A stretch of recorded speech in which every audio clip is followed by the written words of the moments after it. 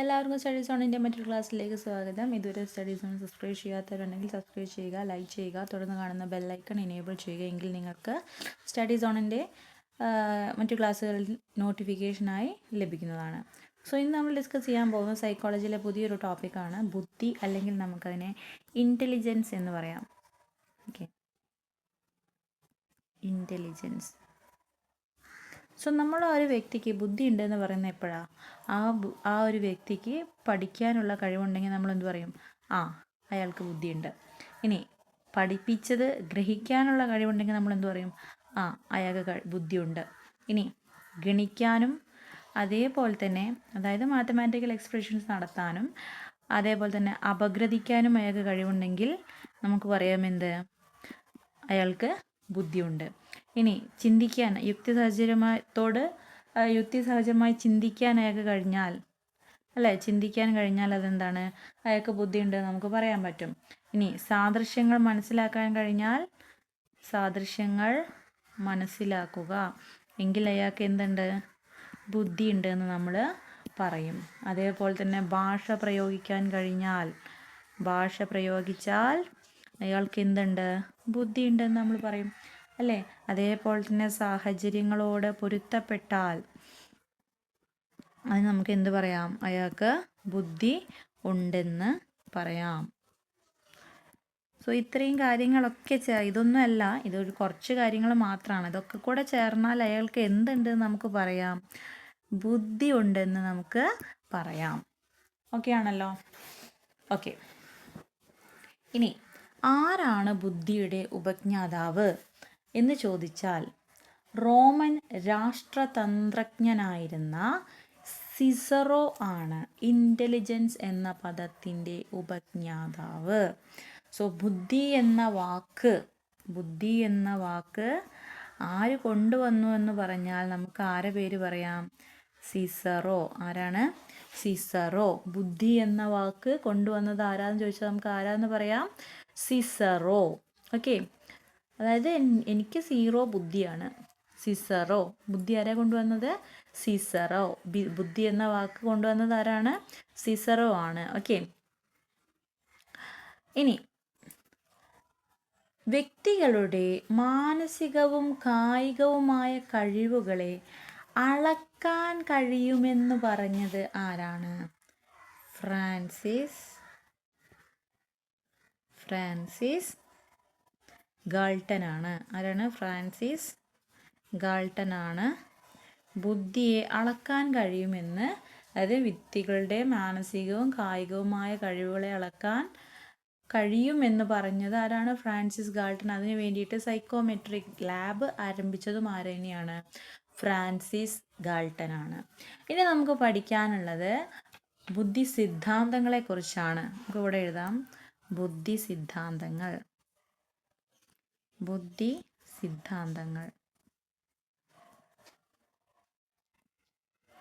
ഏതൊക്കെ ബുദ്ധി സിദ്ധാന്തങ്ങളാണ് നിങ്ങൾക്ക് പഠിക്കാനുള്ളതെന്ന് പറഞ്ഞാൽ, ഏകഘടക സിദ്ധാന്തം, ഏകഘടകം, ദ്വിഘടകം,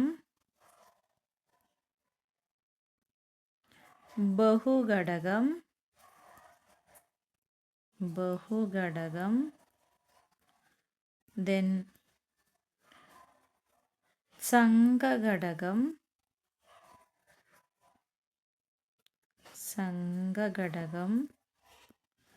then നമുക്ക് പറയാം ത്രിമുഖ സിദ്ധാന്തം, പിന്നെ നമുക്ക് പറയാം ബഹുമുഖ സിദ്ധാന്തം. ഓക്കെ, സോ ബാക്കി നമുക്ക് പഠിക്കാനുണ്ട്. സോ ഇത്രയും തൽക്കാലം നിങ്ങൾ ഓർത്ത് വയ്ക്കുക. ഏതൊക്കെ? ഏകഘടക സിദ്ധാന്തം, ദെൻ ദ്വിഘടക സിദ്ധാന്തം, ദെൻ ബഹുഘടക സിദ്ധാന്തം, സംഘഘടകം, ത്രിമുഖ സിദ്ധാന്തം, ബഹുമുഖ സിദ്ധാന്തം. ഇനി ഏകഘടകത്തിന് പ്രത്യേകിച്ച് ഒരാളെ പേര് പറയാൻ നമുക്കാവില്ല, കാരണം ഒരുപാട് പേര് എന്ത് ചെയ്തിട്ടുണ്ട്? ഈ ബുദ്ധി എന്ന് പറയുന്നത് ഒരു ഏകഘടകമാണെന്നുള്ളത് സ്ഥിരീകരിച്ച് ഒരുപാട് ആൾക്കാർ വന്നിട്ടുണ്ട്. അതുകൊണ്ട് ഇന്ന ആളെന്ന് പറഞ്ഞ് നമുക്ക് തിരിക്കാനായിട്ട് പറ്റില്ല. ഇനി ദ്വിഘടകം എന്ന് പറഞ്ഞാൽ അത് സ്പിയർമാൻ ആണ്. ആരാണ്? സ്പിയർമാൻ. സ്പിയർമാൻ. അതായത് ബുദ്ധിക്ക് 2 ഘടകങ്ങളാണ്. ഒന്ന് ജി ഫാക്ടറാണ്, ഒന്ന് എസ് ഫാക്ടറാണെന്നൊക്കെ പറഞ്ഞിരിക്കുന്നത് ആരാണ്? സ്പിയർമാൻ ആണ്. ആരാണ്? സ്പിയർമാൻ.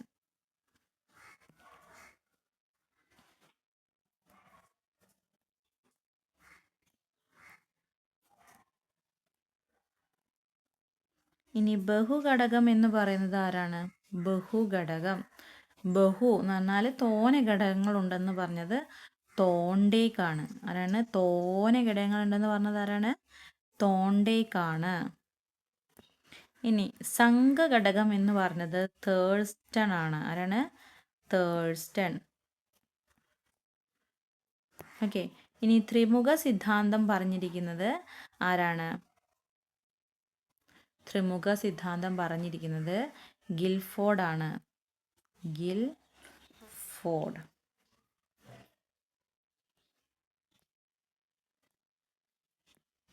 ഇനി ബഹുമുഖ സിദ്ധാന്തമാണെങ്കിൽ ഗാർഡ്നർ ആണ്. ആരാണ്? ഗാർഡ്നർ. ഓക്കെ. സോ ഇത്രയും നിങ്ങൾ ഓർത്ത് വയ്ക്കുക. ഏകഘടകത്തിന് പ്രത്യേകിച്ച് ഒരാളെ പേര് നിങ്ങൾക്ക് പഠിക്കാനില്ല. ദ്വിഘടകം സ്പിയർമാൻ ആണ്. ബഹുഘടകം തോണ്ടേക്കാണ്. സംഘഘടകം തേഴ്സ്റ്റൺ ആണ്. ത്രിമുഖ സിദ്ധാന്തം ഗിൽഫോർഡ് ആണ്. ബഹുമുഖ സിദ്ധാന്തം ഗാർഡ്നർ ആണ്. ഓക്കെ ആണല്ലോ? ഓക്കെ. സോ ഇനി നമുക്ക് ആദ്യം ദ്വിഘടകത്തിനെ കുറിച്ചിട്ട് നോക്കാം. ദ്വിഘടകം.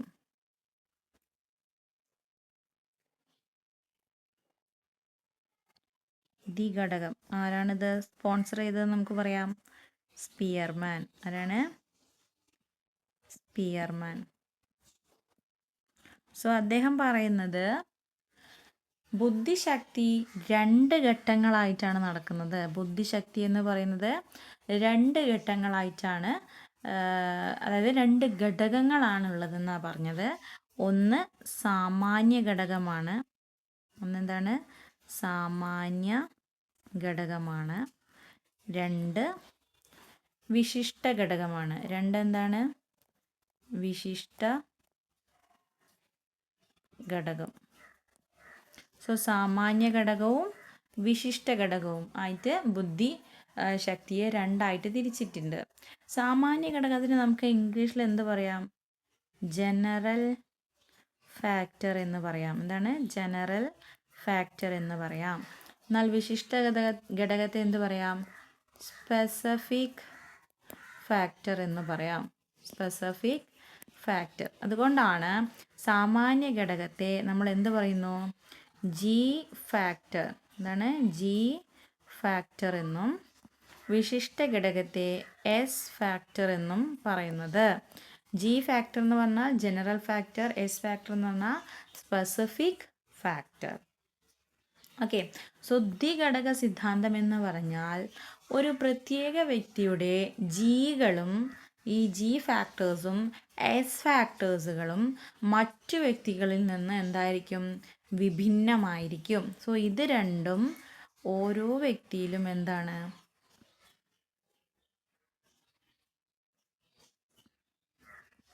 ഓരോ വ്യക്തിയിലും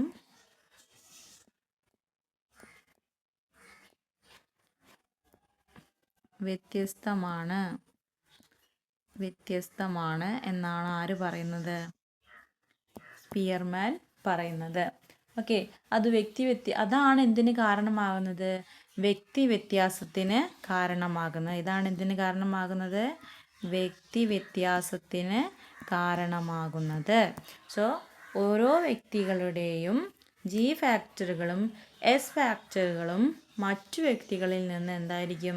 ഭിന്നമായിരിക്കും. അതെന്തിന് കാരണമാകുന്നു? വ്യക്തി വ്യത്യാസത്തിന് കാരണമാകുന്നു എന്ന് പറയുന്ന സിദ്ധാന്തം ഏത് എന്ന് ചോദിച്ചാൽ ഏതാണ്? ദ്വിഘടക സിദ്ധാന്തമാണ്. ഇനി നമുക്ക് ജി ഫാക്ടറിൻ്റെയും അതേപോലെ തന്നെ എസ് ഫാക്ടറിൻ്റെയും സവിശേഷതകൾ നോക്കാം. ജി ഫാക്ടർ എന്ന് പറഞ്ഞു കഴിഞ്ഞാൽ എന്താണ്? അത് ജന്മസിദ്ധമാണ്. അതെന്താണ്? ജന്മസിദ്ധമാണ്. നമ്മൾ ജനിക്കുമ്പോൾ തന്നെ നമ്മുടെ കൂടെ കിട്ടുന്ന സാധനമാണ് എന്ത്? ജി ഫാക്ടർ എന്ന് പറയുന്നത്. അതെന്താണ്? പൊതുവാണ്, ജനറലാണ്. എന്താണ്? പൊതുവാണ്. ജനറൽ എന്ന് പറഞ്ഞാൽ എന്താണ്? അതൊരു പൊതുവായ ഒരു ഘടകമാണ്. ഇനി സ്ഥിരമാണ്. അത് എപ്പോഴും നമ്മളിൽ ഉണ്ടാവുമെന്നാണ് പറയുന്നത്. സ്ഥിരമാണ്. ഓക്കെ, സ്ഥിരമാണ്. സോ എല്ലാ പ്രവർത്തനങ്ങളിലും കാണപ്പെടുന്നുണ്ട് എന്ത്? G factor. എല്ലാ പ്രവർത്തനങ്ങളിലും കാണപ്പെടുന്നു. എന്നാൽ എസ് ഫാക്ടറിനെ കുറിച്ച് ചോദിച്ചാൽ എന്തൊക്കെ നമുക്ക് പറയാൻ പറ്റും? ഇത് ആർജിക്കുന്നതാണ്. ഓക്കെ, ആർജിക്കുന്നതാണ്. എവിടെ നിന്നാണ് ആർജിക്കുന്നത്? പരിസ്ഥിതിയിൽ നിന്നാണ് ആർജിക്കുന്നത്. എവിടെ നിന്നാണ് ആർജിക്കുന്നത്? പരിസ്ഥിതിയിൽ നിന്നാണ് ആർജിക്കുന്നത്. ഇനി ഒരു വ്യക്തിയിൽ ഓരോ പ്രവർത്തനത്തിലും എസ് ഘടകം എങ്ങനെയല്ല? ഒരുപോലെയല്ല. സോ ഈ എസ് ഘടകത്തിൻ്റെ അളവിലും എന്തുണ്ടാകും? വ്യക്തി വ്യത്യാസം ഉണ്ടായിരിക്കും. ഓക്കെ, വ്യക്തി വ്യത്യാസം ഇതുകൊണ്ട് ഉണ്ടായിരിക്കും. ഓക്കെ ആണല്ലോ. ജിയുടെ അളവിലുള്ള വ്യത്യാസവും എന്തിന് കാരണമാകുന്നുണ്ട്? വ്യക്തി വ്യത്യാസത്തിന് കാരണമാവുന്നുണ്ട്. ഓക്കെ ആണല്ലോ. സോ ഇതാണ് ജി ഫാക്ടറും എസ് ഫാക്ടറും എന്ന് പറയുന്നത്. ഇനി നമുക്ക് നേരെ അടുത്ത ഒന്നിലേക്ക് പോകാം. അതാണ് ഏത്? നമ്മുടെ ബഹുഘടക സിദ്ധാന്തം. ബഹുഘടക സിദ്ധാന്തം.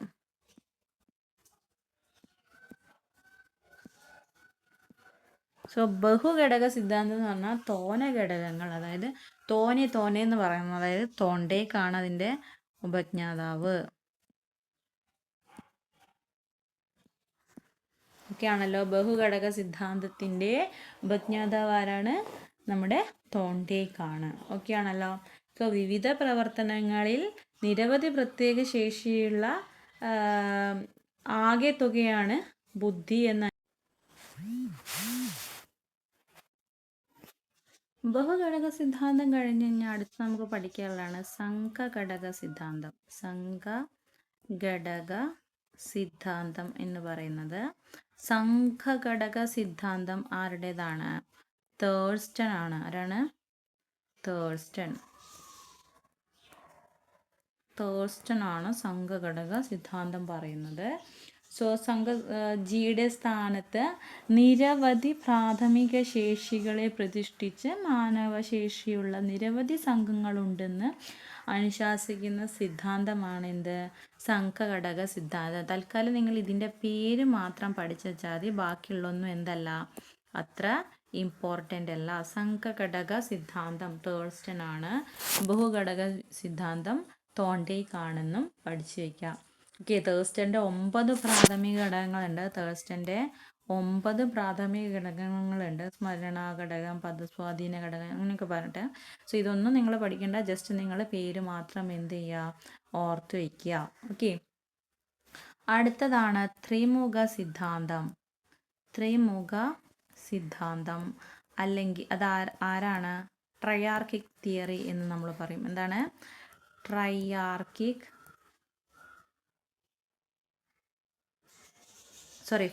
ത്രിമുഖ സിദ്ധാന്തം ട്രയാർക്കിക് അല്ല. ട്രയാർക്കിക് വേറെയാണ് കേട്ടോ. ത്രിമുഖ സിദ്ധാന്തമാണ് നിങ്ങൾക്ക്, അതായത് ഗിൽഫോർഡിൻ്റെ ത്രിമുഖ സിദ്ധാന്തം. ഓക്കെ, ഇതാരതാണ്? ഗിൽഫോർഡാണ് ത്രിമുഖ സിദ്ധാന്തം. ഓക്കെ, സോ ത്രിമുഖ സിദ്ധാന്തത്തിൽ ഗിൽഫോർഡാണ് എന്ത് വികസിപ്പിച്ചെടുത്തിരിക്കുന്നത്? ഒരു ബുദ്ധി മാതൃക വികസിപ്പിച്ചെടുത്തത്. ബുദ്ധി മാതൃക. സോ ഈ ബുദ്ധി മാതൃക വികസിപ്പിച്ചെടുത്തത് ആരാണ്? JP ഗിൽഫോർഡാണ്. ഓക്കെ, സോ അദ്ദേഹം 3 ഘടകങ്ങളാണ് ഇതിൽ പറയുന്നത്. ത്രിമുഖ സിദ്ധാന്തം എന്ന് അതുകൊണ്ടാണ് അതിൻ്റെ പേര് വന്നിരിക്കുന്നത്. ഒന്നെന്താണ്? ഒന്നാമത്തേത് ഉള്ളടക്കങ്ങൾ. ഒന്നാമത്തേതാണ് എന്ത്? ഉള്ളടക്കങ്ങൾ. രണ്ടാമത്തേതാണ് ഉൽപ്പന്നങ്ങൾ. രണ്ടാമത്തേത് ഉൽപ്പന്നങ്ങൾ. മൂന്നാമത്തേതാണ് മാനസിക പ്രക്രിയകൾ. മാനസിക പ്രക്രിയകൾ. ഇങ്ങനെ 3 ഘടകങ്ങളാണ് ഗിൽഫോർഡ് പറഞ്ഞിരിക്കുന്നത്. ത്രിമുഖ സിദ്ധാന്തം ആവിഷ്കരിച്ചത് ഗിൽഫോർഡാണ്. ഗിൽഫോർഡ് 3 ഘടകങ്ങളുണ്ടെന്നാണ് പറയുന്നത്. ഉള്ളടക്കങ്ങൾ, ഉൽപ്പന്നങ്ങൾ, മാനസിക പ്രക്രിയകൾ. ഓക്കെ ആണല്ലോ. സോ അതുകൊണ്ടാണ് അതിനെ ത്രിമുഖ സിദ്ധാന്തം എന്ന് പറയുന്നത്. അതായത് ബുദ്ധിപരമായ ഏതൊരു വ്യവഹാരമായിക്കോട്ടെ അതിന് 3 മുഖങ്ങളുണ്ടെന്നും അതിനെ നമുക്കൊരു ത്രിമാന രീതിയിൽ 3D ഓക്കെ 3D ത്രിമാന രീതിയിൽ ചിത്രീകരിക്കാമെന്നും പറഞ്ഞത് ആരാണ്? ഗിൽഫോർഡാണ്. അദ്ദേഹത്തിൻ്റെ 3 ഘടകങ്ങളാണ്. 1 ഉള്ളടക്കം, 2 ഉൽപ്പന്നം, 3 മാനസിക പ്രക്രിയകൾ എന്ന് പറയുന്നത്. ഇനി ഇതിലുള്ള 3ലും ഉൾപ്പെട്ടിരിക്കുന്ന ഘടകങ്ങൾ ഏതൊക്കെയാണെന്ന് നോക്കാം. ഏറ്റവും ഇമ്പോർട്ടൻ്റ് ആണ്. ഈ ഭാഗത്തുനിന്ന് ഒരുപാട് PYQs വന്നിട്ടുള്ളതാണ്. അതായത് ഉള്ളടക്കത്തിൽ പെടാത്തതേത്, ഗിൽഫോർഡിൻ്റെ ഉൽപ്പന്നങ്ങളിൽ പെടാത്തതേത്, അല്ലെങ്കിൽ മാനസിക പ്രക്രിയയിൽ പെടാത്തതേത്, എങ്ങനെയായിരിക്കും എന്ത് വരുന്നത്, ചോദ്യങ്ങൾ വരുന്നത്. സോ ആദ്യം നമുക്ക് ഉള്ളടക്കത്തിലുള്ള ഘടകങ്ങൾ ഏതൊക്കെയാണെന്ന് നോക്കാം. സോ ഉള്ളടക്കം അല്ലെങ്കിൽ നമുക്ക് പറയാം കണ്ടൻസ് അല്ലേ. കണ്ടൻസ്, എന്തൊക്കെ കണ്ടൻസ് ആണുള്ളത് നോക്കാം. അതായത് കാഴ്ചപരം. ഒന്നാമത്തേതാണ് എന്ത്? കാഴ്ചപരം. സോ കാഴ്ചപരം അല്ലെങ്കിൽ നമുക്ക് എന്ത് പറയാം? ദൃശ്യപരം അല്ലേ, കാണുന്നത്. ഇനി അടുത്തത് കേൾക്കുന്നത്, അതായത് ശ്രവ്യപരം. എന്താണ്? ശ്രവ്യപരം. അല്ലെങ്കിൽ നമുക്ക് പറയാം ശബ്ദപരം. ഓക്കെ. ഇനി പിന്നെ എന്താണ്? പ്രതീകങ്ങൾ അല്ലേ, പ്രതീകം. പിന്നെ എന്താ വരുന്നത്? അർത്ഥം, പ്രതീകം, അർത്ഥപരം, വ്യവഹാരം. വ്യവഹാരം എന്താ? വ്യവഹാരം ബിഹേവിയറിസ് ആണല്ലേ, ബിഹേവിയർ ആണ്. സോ ഇതാണ് എന്തിലുള്ളത്? ഉള്ളടക്കത്തിൽ ഉൾപ്പെട്ടിരിക്കുന്നത്. കാഴ്ചപരം, ശ്രവണപരം, അർത്ഥം, പ്രതീകം, വ്യവഹാരം. എന്നാൽ ഉൽപ്പന്നത്തിൽ എന്തൊക്കെയാണ് പെടുന്നതെന്ന് ചോദിച്ചു കഴിഞ്ഞാൽ ഏകകങ്ങൾ. എന്താണ്? ഏകകങ്ങൾ. പിന്നെ എന്ത് വരും? ക്ലാസസ് അല്ലെങ്കിൽ വിഭാഗങ്ങൾ. വിഭാഗങ്ങൾ, ക്ലാസസ് അല്ലെങ്കിൽ വിഭാഗങ്ങൾ. അല്ലെങ്കിൽ നമുക്കതിനെന്ത് പറയാം? ക്ലാസസ് എന്ന് പറയാം അല്ലേ, ക്ലാസസ്. ഏകകങ്ങൾക്ക് നമുക്ക് എന്ത് പറയാം? യൂണിറ്റ് എന്ന് പറയാം അല്ലേ. സോ യൂണിറ്റ്, ക്ലാസസ്, അത് കഴിഞ്ഞിട്ട് ബന്ധം, ബന്ധങ്ങൾ അല്ലെങ്കിൽ റിലേഷൻ. ഇനി നാലാമതായിട്ട് വ്യവസ്ഥകൾ അല്ലെങ്കിൽ നമുക്ക് പറയാം സംഹിതകൾ. സംഹിതകൾ അല്ലെങ്കിൽ സിസ്റ്റം എന്ന് പറയാം. അഞ്ചാമതായിട്ട് നമുക്ക് പറയാം എന്ത്? പരിണിത രൂപങ്ങൾ. എന്താണ്? പരിണിത രൂപങ്ങൾ. ട്രാൻസ്ഫോർമേഷൻ. പരിണിത രൂപങ്ങൾ അല്ലെങ്കിൽ ട്രാൻസ്ഫോർമേഷൻ. ഓക്കെ. ലാസ്റ്റ് ആറാമത്താണ് ഏത്? സൂചനകൾ. എന്താണ്? സൂചനകൾ അല്ലെങ്കിൽ നമുക്ക് പറയാം ഇംപ്ലിക്കേഷൻസ്. ഇനി മാനസിക പ്രക്രിയയിലെ ഉപവിഭാഗങ്ങൾ ഏതൊക്കെയാണെന്ന് ചോദിച്ചാൽ ഏതൊക്കെ പറയാം? 1 വൈജ്ഞാനികം, അല്ലെങ്കിൽ നമുക്ക് എന്ത് പറയാം? വൈജ്ഞാനികം, അല്ലെങ്കിൽ ചിന്ത, അല്ലെങ്കിൽ കൊഗ്നിഷൻ. എന്താണ്? കൊഗ്നിഷൻ. വൈജ്ഞാനികം, ചിന്ത അല്ലെങ്കിൽ കൊഗ്നിഷൻ. രണ്ടാമത്തേതാണ് ഇത് ഓർമ്മ. ഓർമ്മ അല്ലെങ്കിൽ മെമ്മറി എന്ന് പറയും. ഓർമ്മ അല്ലെങ്കിൽ മെമ്മറി എന്ന് പറയാം നമുക്ക്. ഇനി ചിന്തയിൽ തന്നെ വരുന്ന 2 എണ്ണം ഉണ്ട്. സംവ്രജന ചിന്ത. എന്താണ്? സംവ്രജന ചിന്ത. അതേപോലെ വിവ്രജന ചിന്ത. ലാസ്റ്റ് വരുന്നതാണ് എല്ലാത്തിൻ്റെയും കൂടെ എന്ത്? വിലയിരുത്തൽ അല്ലെങ്കിൽ മൂല്യനിർണ്ണയം എന്ന് നമ്മൾ പറയും. എല്ലാത്തിൻ്റെയും കൂടെ വിലയിരുത്തൽ അല്ലെങ്കിൽ മൂല്യനിർണ്ണയം അല്ലെങ്കിൽ വിലയിരുത്തൽ എന്ന് നമുക്ക് പറയാം. സോ ഇതിൽ നിന്ന് ഏറ്റവും കൂടുതൽ ചോദ്യം ചോദിച്ചിട്ടുള്ളൊരു ഭാഗമാണ് ത്രിമുഖ സിദ്ധാന്തം. അതായത് ഇതിലിങ്ങനെയായിരിക്കും: താഴെ തന്നിരിക്കുന്നതിൽ ഉള്ളടക്കത്തിൽ പെടാത്തത്, ഗിൽഫോർഡിൻ്റെ ഉള്ളടക്കത്തിൽ പെടാത്തത് ഏതെല്ലാം? കാഴ്ചപരം, ശ്രവ്യപരം, പ്രതീകം, ഏകകങ്ങൾ, ഇങ്ങനെയായിരിക്കും വരിക. അപ്പോൾ ഏതാണ് ആൻസർ വരുന്നത്? ഏകകങ്ങളാണ് അല്ലേ. ഏകകങ്ങൾ എവിടെയാണ് വരുന്നത്? ഉൽപ്പന്നത്തിലാണ് വരുന്നത്. ഓക്കെ ആണല്ലോ. ഓക്കെ, സോ ഇത് ഇമ്പോർട്ടൻ്റ് ആണ്. ഇനി നമ്മൾ നേരെ ഏറ്റവും ഇമ്പോർട്ടൻ്റ് ആയിട്ടുള്ള ടോപ്പിക്കിലേക്ക് പോവാണ്. അതാണ് ഇത് ബഹുമുഖ സിദ്ധാന്തം. ബഹുമുഖ സിദ്ധാന്തം. ഇതിൽ നിങ്ങൾക്ക് ഒരുപാട് ഘടകങ്ങൾ പഠിക്കാനുണ്ട്. സോ അതായത് ഒരുപാട് തരം ബുദ്ധികളെ കുറിച്ചിട്ടാണ് ഈ ബഹുമുഖ സിദ്ധാന്തത്തിൽ ഹോവാർഡ് ഗാർഡ്നർ പറയുന്നത്. ഓക്കെ, ഹോവാർഡ് ഗാർഡ്നറാണ് ജ്ഞാനനിർമ്മിതിവാദി ആയിട്ടുള്ള ഹോവാർഡ് ഗാർഡ്നറാണ് ബഹുമുഖ സിദ്ധിയുടെ ആവിഷ്കർത്താവ് എന്ന് പറയുന്നത്. സോ നമുക്കിവിടെ എഴുതാം ഹോവാർഡ് ഗാർഡ്നർ.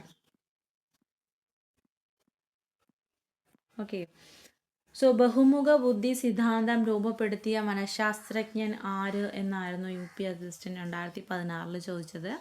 ആൻസർ എന്താണ്? ഹോവാർഡ് ഗാർഡ്നർ ആണ്. ഓക്കെ, സോ അദ്ദേഹം മനുഷ്യൻ്റെ ബുദ്ധിക്ക് എന്ത് നൽകി? ബഹുമുഖങ്ങൾ ഉണ്ടെന്ന് പറഞ്ഞു. ബഹുമുഖങ്ങൾ ഉണ്ടെന്ന് പറഞ്ഞ മനഃശാസ്ത്രജ്ഞനാണ് ആര്? Howard Gardner. അദ്ദേഹത്തിൻ്റെ അടിസ്ഥാനത്തിൽ 9 തരം ബുദ്ധി സവിശേഷതകൾ ഉണ്ടെന്നാണ് പറയുന്നത്. ഒന്നാമത്തേതാണ് ഭാഷാപരമായ ബുദ്ധി. ഓക്കെ, ഭാഷാപരം. രണ്ടാമത്തേതാണ് യുക്തി ചിന്താപരം,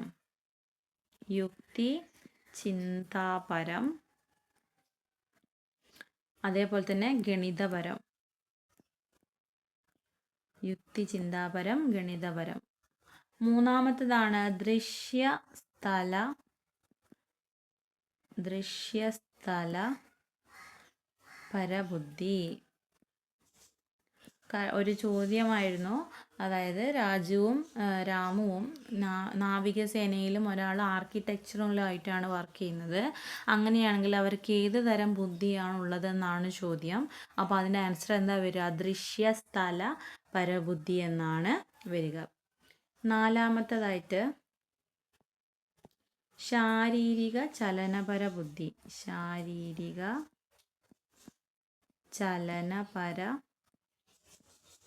ബുദ്ധി. ഓക്കെ ആണല്ലോ. ഇനി അടുത്തത് സംഗീതപരമായ ബുദ്ധി,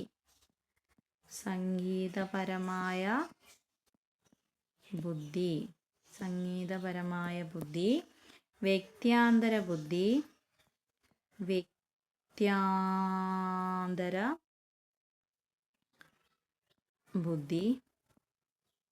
വ്യക്ത്യാന്തര ബുദ്ധിയെ നമുക്ക് എന്ത് വിളിക്കാം?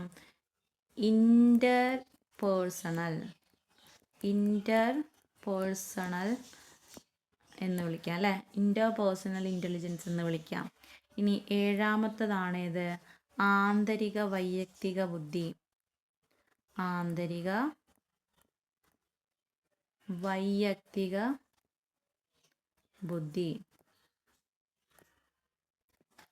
എട്ടാമത്തതാണ്, ഇതിനെ നമുക്ക് ഇൻട്രാപേഴ്സണൽ എന്ന് വിളിക്കാം. എന്താണ്? ഇൻട്രാപേഴ്സണൽ എന്ന് വിളിക്കാം. ഇനി എട്ടാമത്തതാണ് എന്ത്? പ്രകൃതിപരമായ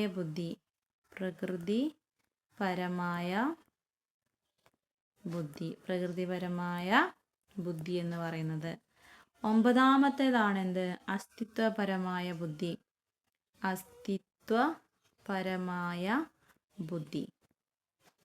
ഓക്കെ, സോ 9 തരം ബുദ്ധി സവിശേഷതകളെ കുറിച്ചാണ് ഹോവാർഡ് ഗാർഡ്നർ പറഞ്ഞിട്ടുള്ളത്. ഭാഷാപരമായ ബുദ്ധി, യുക്തിചിന്താപരമായ ബുദ്ധി, ദൃശ്യസ്ഥലപരബുദ്ധി, ശാരീരിക ചലനപരബുദ്ധി, സംഗീതപരമായ ബുദ്ധി, വ്യക്ത്യാന്തര ബുദ്ധി, ആന്തരിക വൈയക്തിക ബുദ്ധി, പ്രകൃതിപരമായ ബുദ്ധി, അസ്തിത്വ അസ്തിത്വപരമായ ബുദ്ധി എന്നിവ. ഓക്കെ ആണല്ലോ. ഇതിൽ നമുക്ക് ആദ്യമായിട്ട് ഭാഷാപരമായ ബുദ്ധിയെ കുറിച്ചിട്ട് നോക്കാം. ഭാഷാപരമായ ബുദ്ധി. ഭാഷാപരമായ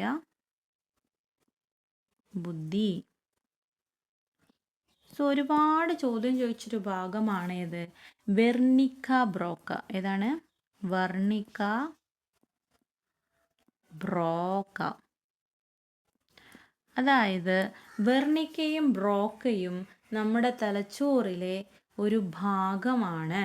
തലച്ചോറിലെ സെറിബ്രത്തിൻ്റെ എന്താണ്? ഒരു ഭാഗമാണ്. വെർണിക്കയും ബ്രോക്കയും എന്താണ്? മനുഷ്യ മസ്തിഷ്കത്തിൻ്റെ 2 ഭാഗങ്ങളാണ് കേട്ടോ.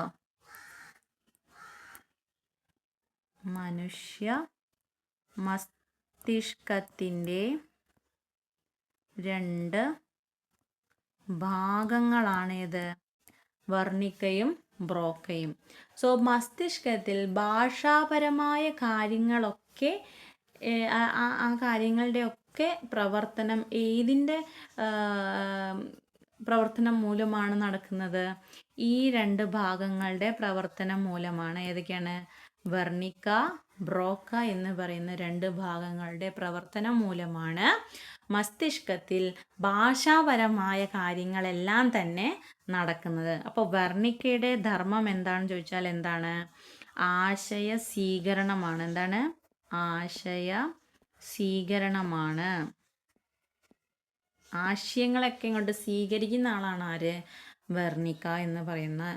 എന്നാൽ ബ്രോക്ക എന്ന് പറയുന്ന എന്താണ്? ആശയങ്ങളെയൊക്കെ എന്ത് ചെയ്യാണ്? പ്രകടിപ്പിക്കുകയാണ് ചെയ്യുന്നത്. സോ ആശയത്തിനെ സ്വീകരിക്കുന്ന തലച്ചോറിൻ്റെ ഭാഗം ഏതാണെന്ന് ചോദിച്ചാൽ ഏതാണ്? വെർണിക്കയാണ്. എന്നാൽ ആശയങ്ങളെയൊക്കെ സ്വീകരിച്ച ആശയങ്ങളൊക്കെ നമുക്ക് പ്രകടിപ്പിക്കണമല്ലോ. അങ്ങനെ പ്രകടിപ്പിക്കുന്ന നമ്മുടെ ഭാഗം ഏതാണ്? ബ്രോക്കയാണ്. ഓക്കെ. സോ ഓരോ വ്യക്തിക്കും ഭാഷയിൽ നിർമ്മിതി നടത്തുന്നതിനും ഭാഷ പ്രയോഗിക്കുന്നതിനും ഉള്ള കഴിവിൽ എന്തായിരിക്കും? വ്യത്യാസം ഉണ്ടായിരിക്കും അല്ലേ? ഓരോ വ്യക്തിയുടെയും ഇപ്പം ഒരാൾക്ക് ഉണ്ടാക്കാൻ, അതായത് ഒരാൾ നമ്മൾ സംവാദം, ചർച്ച, സെമിനാർ ഇതിലൊക്കെ നമ്മൾ കുറേ നല്ല ഹൈലി ടാലൻറ്റഡ് ആയിട്ടുള്ള ആൾക്കാരുണ്ടാവും അല്ലേ? അതേപോലെ എല്ലാവർക്കും ചെയ്യാൻ കഴിയണമെന്നില്ല. സോ ഓരോ വ്യക്തിയിലും ഭാഷയിൽ നിർമ്മിതി നടത്തുന്നതിനും അതേപോലെ തന്നെ ഭാഷ പ്രയോഗിക്കുന്നതിനുമുള്ള കഴിവിൽ എന്തുണ്ടായിരിക്കും? വ്യത്യാസം എപ്പോഴും ഉണ്ടായിരിക്കും. സോ ഭാഷാപരമായ ബുദ്ധിയിൽ മുൻതൂക്കമുള്ളവർക്ക് നന്നായി എഴുതാനും ഫലപ്രദമായി പ്രഭാഷണം നടത്താനുമുള്ള കഴിവുണ്ടാകും. സോ ഭാഷാപരമായ ബുദ്ധിയുള്ളവർക്ക് എന്തിനൊക്കെയുള്ള കഴിവുണ്ടാകും? നല്ല രീതിയിൽ നന്നായി എഴുതാനും അതേപോലെ തന്നെ എന്താണ്? പ്രഭാഷണം നടത്താനും, നന്നായി പ്രഭാഷണം നടത്താനുമുള്ള കഴിവ് ആർക്ക് ഉണ്ടാവും? ഈ ഭാഷാപരമായ ബുദ്ധി കൂടുതലുള്ളവരിൽ ഉണ്ടാവും. സോ ഇത് പ്രോത്സാഹിപ്പിക്കാൻ നമുക്ക് എന്തൊക്കെ ചെയ്യാനായിട്ട് കഴിയും? സംവാദങ്ങൾ സംഘടിപ്പിക്കാം. സംഘടിപ്പിക്കാം. അതേപോലെ ചർച്ചകൾ സംഘടിപ്പിക്കാം. അതേപോലെ സെമിനാറുകൾ സംഘടിപ്പിക്കാം. അതേപോലെ നമുക്ക് എന്ത് ചെയ്യാം? പ്രഭാഷണങ്ങൾ സംഘടിപ്പിക്കാം അല്ലേ? പിന്നെ എന്ത് ചെയ്യാം? അഭിമുഖങ്ങൾ നടത്താം. ഈ അഭിമുഖത്തിലൊക്കെ നമുക്കറിയാം എല്ലാവർക്കും ഒരേപോലെ ചെയ്യാൻ കഴിയില്ല അല്ലേ? ഓരോരുത്തരും, അതായത് ഈ ഭാഷാപരമായിട്ടുള്ള ബുദ്ധി കൂടുതലുള്ളവരുടെ അഭിമുഖം എന്ന് പറയുന്നതൊക്കെ നമുക്ക് കേൾക്കാൻ തന്നെ വളരെ ഇൻട്രസ്റ്റിംഗ് ആയിരിക്കും. ഓക്കെ. സോ എല്ലാവരിലും ഇതെന്തായിരിക്കും? ഈ നിർമ്മിക്കുന്നതെന്ന് പറയുന്നത് ഓരോ വ്യക്തിയിലും ഭാഷയിൽ നിർമ്മിതി നടത്തുന്നതിനും ഭാഷ പ്രയോഗിക്കുന്നതിനും എന്താണ്? അതിൻ്റെ കഴിവിൽ എന്തുണ്ട്? വ്യത്യാസം ഉണ്ടായിരിക്കും. അടുത്തതാണ് ഇത് യുക്തിചിന്താപരവും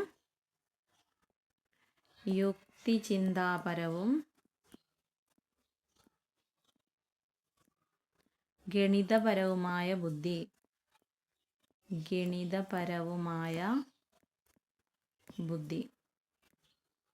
ഇതിൻ്റെയൊക്കെ പേര് തന്നെ ഉണ്ട് അല്ലേ? ഇതൊക്കെ അതായത് യുക്തിപൂർവ്വം ചിന്തിക്കുക, ഒരു കാര്യം ചെയ്യാൻ അത് നമ്മൾ എങ്ങനെയൊക്കെ ചെയ്താൽ അത് ശരിയാകും എന്ന് യുക്തിപൂർവ്വം ചിന്തിക്കുക. ഒരാളോട് എങ്ങനെ ഇടപഴകണമെന്ന് നമ്മൾ മനസ്സിലാവും അല്ലേ? അതായത് ഇപ്പോൾ ഒരു ക്രിമിനലിനോട് നമ്മൾ എങ്ങനെ ഇടപഴകണം, അല്ലെങ്കിൽ ഒരു ഉയർന്ന പൊസിഷനിലിരിക്കുന്ന ആളോട് എങ്ങനെ നമ്മൾ പെരുമാറണം, അല്ലെങ്കിൽ നമ്മൾ ഒരു കാര്യം എങ്ങനെയൊക്കെ ഏതൊക്കെ രീതിയിൽ ചെയ്യണം, അങ്ങനെ യുക്തിപൂർവം ചിന്തിക്കുന്നതിനും ആശയങ്ങളുടെ പരസ്പര ബന്ധം കണ്ടെത്തുന്നതിനും അമൂർത്ത ചിന്തനത്തിനും എന്താണ് അമൂർത്ത ചിന്തനം, മൂർത്തം ചിന്തനമല്ല അമൂർത്ത ചിന്തനത്തിന് സഹായിക്കുന്ന ബുദ്ധി ഘടകമാണ് ഇത് യുക്തി ചിന്ത എന്ന് പറയുന്നത്. സോ ഇവിടെ നമുക്ക് ഇത് പ്രോത്സാഹിപ്പിക്കാൻ എന്തൊക്കെ ചെയ്യാം? ചാർട്ട്, ഗ്രാഫ്, അതേപോലെ പട്ടികകൾ എന്നിവ നിർമ്മിക്കാനായിട്ട് കൊടുക്കാം. അതേപോലെ പാറ്റേൺ തയ്യാറാക്കാൻ കൊടുക്കാം, പിന്നെ പരസ്പര ബന്ധം കണ്ടെത്തൽ, പിന്നെന്താണ് ചോദ്യം ചോദിക്കൽ, പിന്നെയോ പ്രശ്നം പരിഹരിക്കൽ,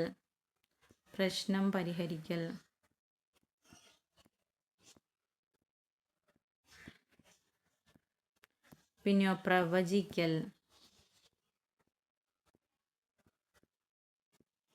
അല്ലേ? ഇതൊക്കെ എന്തിനെ പ്രോത്സാഹിപ്പിക്കുന്നതാണ്? യുക്തി